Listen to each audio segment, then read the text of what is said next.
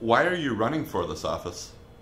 So I'm running for this office for a variety of reasons. When I started, it was really about making sure that families in Central Washington could afford a home, have good, high-paying jobs, safe schools, and neighborhoods.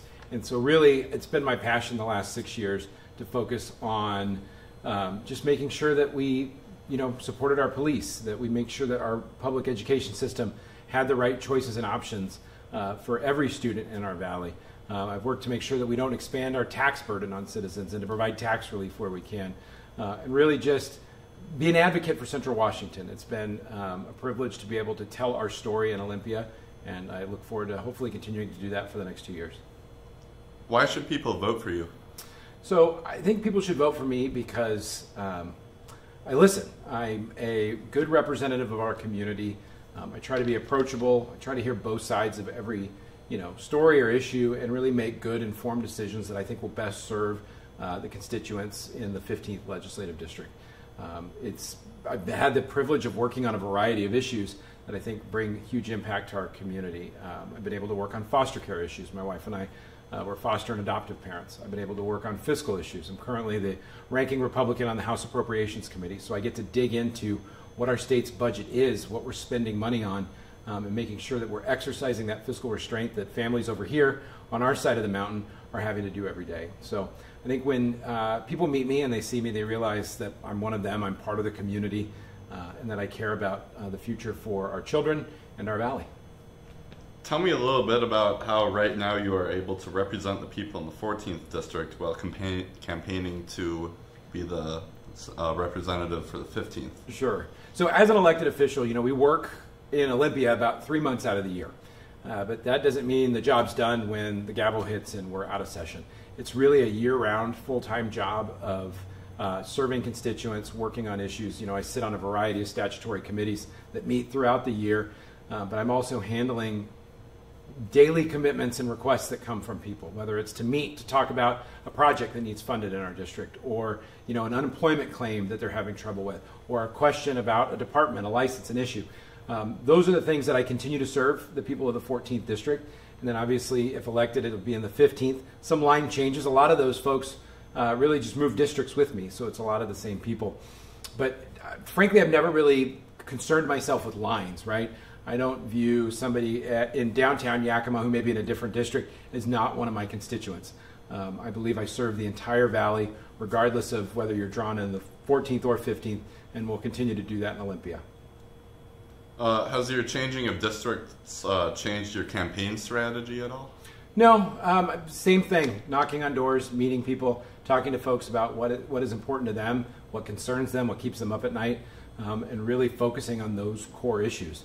I believe that the state does have a role in ensuring, the success of not only our state but our communities here, and I want to make sure that role is limited. It's fiscally restrained, and it's appropriate for what state government does. I'm a big believer in as much power on the local level as possible. So I won't support and vote for things that tend to move power away from communities into Olympia, because I believe that citizens can make better decisions for themselves locally than we ever can in a building in Olympia.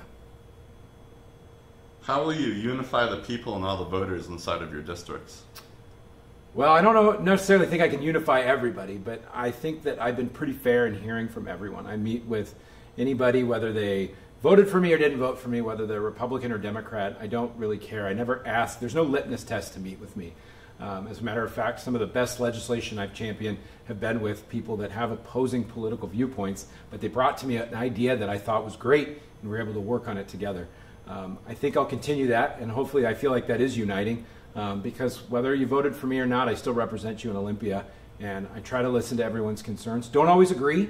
That's kind of the nature of life, but I'm willing to hear people out and hopefully have good, honest conversations about what matters to them. What are the 3 biggest issues that you think voters in your district face? So that's a great question. First and foremost, it's cost of living. It is becoming harder and harder to live in this state. Whether you're trying to stay in your home or buy a new home or even find a rental, the state has made it increasingly difficult to do that. We've done it with bad home regulations, making it more and more expensive to build a house. In the last year alone, we've added almost $40,000 in cost to housing, whether it was in additional fees or additional permitting requirements for certain, higher efficiency items that actually end up pricing people out of being able to afford a home. If you're trying to rent a home, we've made it more and more difficult to be a renter through making it increasingly more difficult to be a landlord. So it's harder to build and it's harder to rent to people. So those people who need, maybe a little grace, maybe they had some trouble in their past, it's harder to rent to them now because the state has made it more difficult for landlords. So what we really need to do when it comes to cost of living is actually get the state out of the way in a lot of areas so we can encourage more development and we can make it easier for people to buy, sell, rent a home. That's one.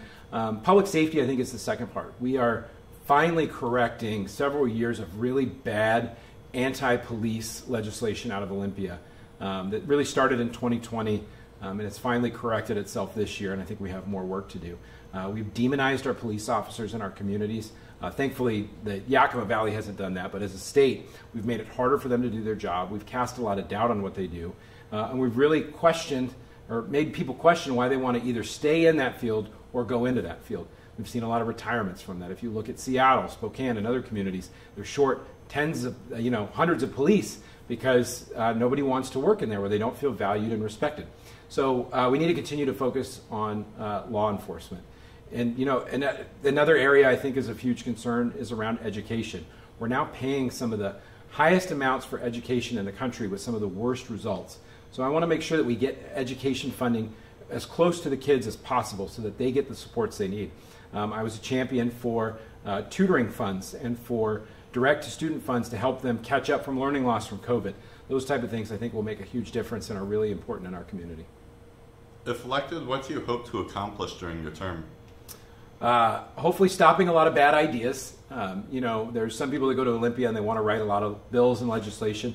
My goal is to stop a lot of bad legislation because I think more harm is done with bad legislation than some smaller good bills. I think that whether it's bills that increase the cost of housing, make our streets less safe, those are the things I'm there to stop. There's been a lot in the last few years.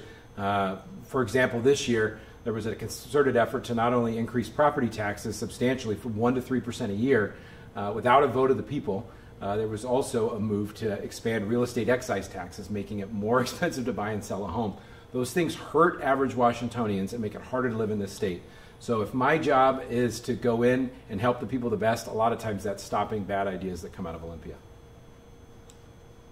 Will you accept the results of this election? Of course. I have great faith in not only the voters, but our election system here in Yakima County and Washington State, and have no concerns about what the election results will be, and would have no intention of ever questioning them. And will you support the winner if you do not end up winning this election? Absolutely, because that winner will be representing me in Olympia, and I would want them to be as successful as possible.